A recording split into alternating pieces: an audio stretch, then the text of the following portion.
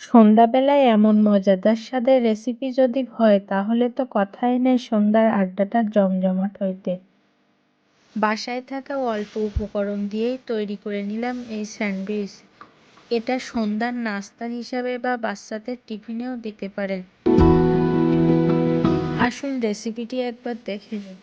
প্রথমে আমি আলুগুলো সিদ্ধ করে ভর্তা করে নিয়েছি।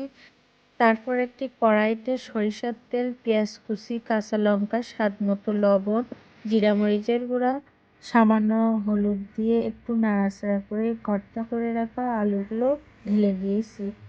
তারপরে ম্যাশারের সাহায্যে ম্যাশ করে নিয়েছি। অন্যদিকে একটি পাত্রে ডিম ফাটিয়ে নিয়েছি সামান্য লবণ ও শুকনো ঝোলের গুঁড়া দিয়ে।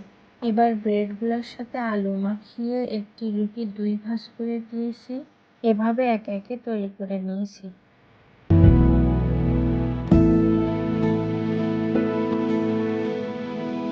ভাজার জন্য একটি প্যানে পরিমাণ মতো তেল দিয়েছি। তেলটি গরম হওয়া মাত্র আলু ভর্তা মাখানো ব্রেডগুলো ডিমের গোলার ভিতরে ডুবিয়ে ভাজার জন্য তেলে দিয়েছি।